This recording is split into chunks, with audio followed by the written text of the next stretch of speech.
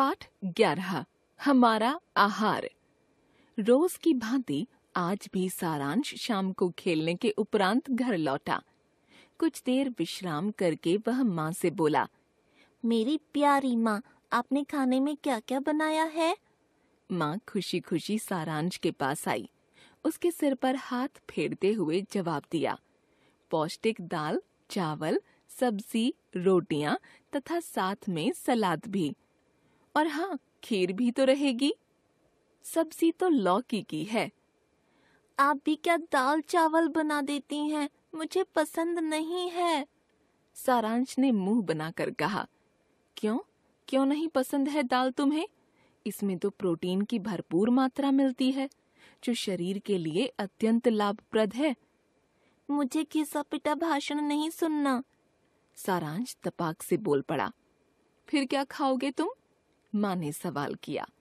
मुझे तो रोटी, अचार और चटनी के साथ 1 कप चाय चाहिए, बस।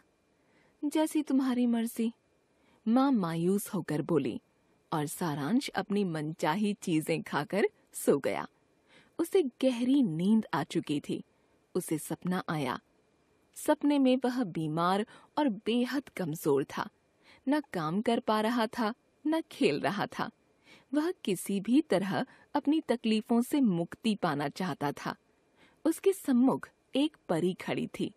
परी ने सारांश से पूछा, क्या तुमने रात्रि का भोजन ठीक ढंग से किया था? हाँ, मैंने अचार व चटनी के साथ 2 रोटियां खाई हैं। यह तो संतुलित आहार नहीं। मैं समझा नहीं, सारांश ने कहा। परी बोली, जिस भोजन में सभी पोषक तत्व उचित मात्रा में हो, उसे संतुलित आहार कहा जाता है, समझे? हाँ, पर ये पोषक तत्व हैं कौन-कौन से? सारांश ने प्रश्न उछाला।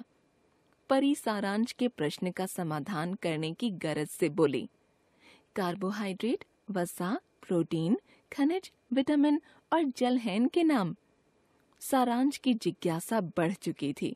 उसने परी से इन पोषक तत्वों की उपयोगिता के बारे में जानने की तीव्र इच्छा व्यक्त की। वह परी से बोल पड़ा, परी रानी, इन पोषक तत्वों के बारे में विस्तार से मुझे समझाइए ना। परी ने बात आगे बढ़ाई। भोजन का एक जरूरी भाग होता है कार्बोहाइड्रेट, जो शरीर को ऊर्जा प्रदान करता है।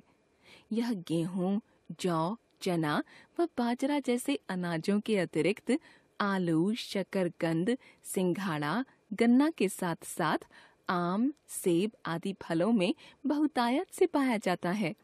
हाँ, इन फलों के अलावा गुड़, शक्कर और शहद में भी कार्बोहाइड्रेट की भरपूर मात्रा मिलती है।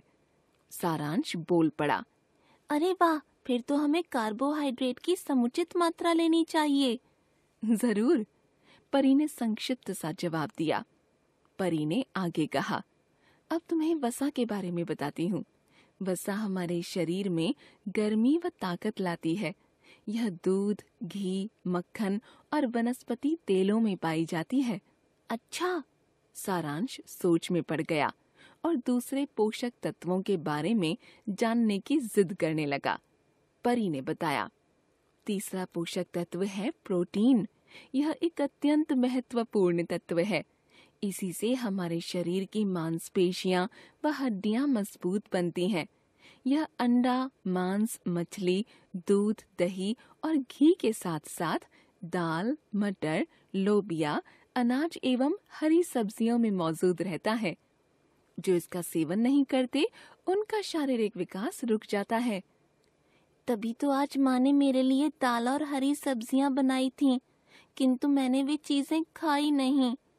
सारांश ने सफाई दी।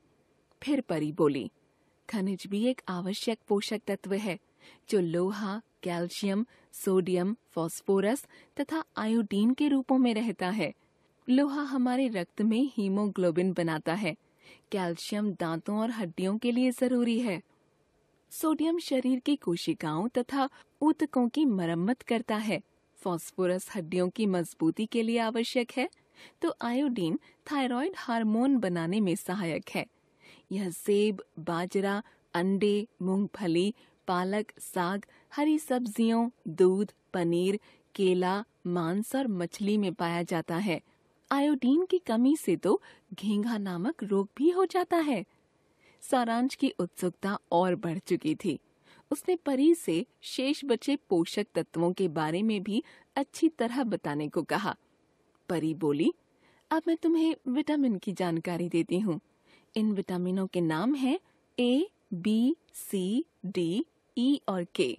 विटामिन ए शरीर का विकास करता है और आँखों की रोशनी बढ़ाता है। दूध, मक्खन, पनीर, हरी सब्जियां, गोभी, टमाटर, गाजर, मूली, सेब, नारंगी, अंडे आदि विटामिन ए के स्रोत हैं। विटामिन बी हृदय, दिमाग, आमाशय और गुर्दों को ठीक रखने में हमारा मददगार है।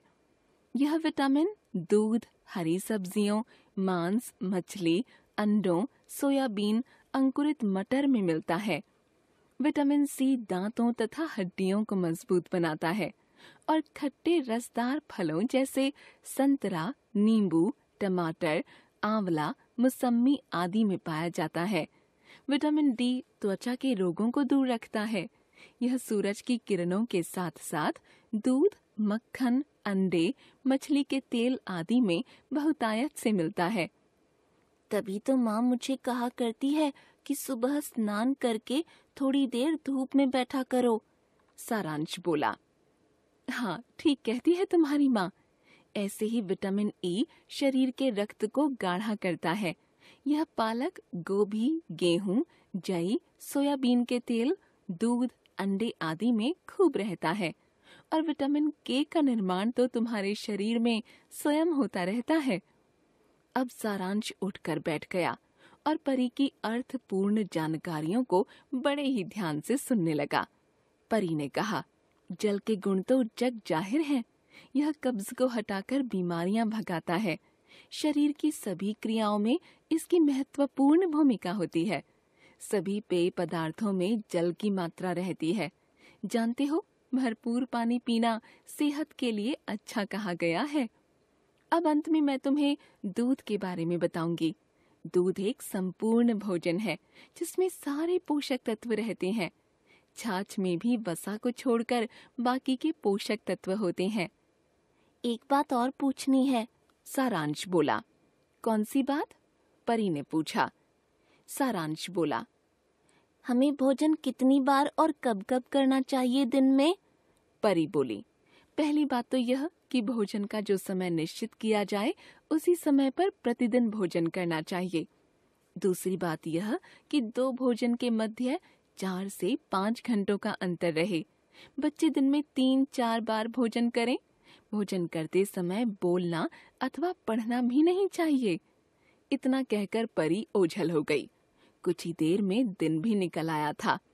सारांश उठा और माँ को आवाज लगाई, माँ जरा मेरे पास तो आना। फिर सारांश ने माँ को वो सारी बातें बताई जो परी ने उसे कही थीं। वह थोड़ा चकित भी था क्योंकि परी का चेहरा मम्मी से बहुत मिलता जुलता था। माँ अत्यंत प्रसन्न हुई। वह मन ही मन बोली, जो बातें मैं आज तक नहीं समझा सकी सारांश को, एक ही रात में परी समझा गई। चलो देर से ही सही, समझा तो सही। आज सारांश ने माँ के साथ मिलकर पौष्टिक नाश्ता कर लिया।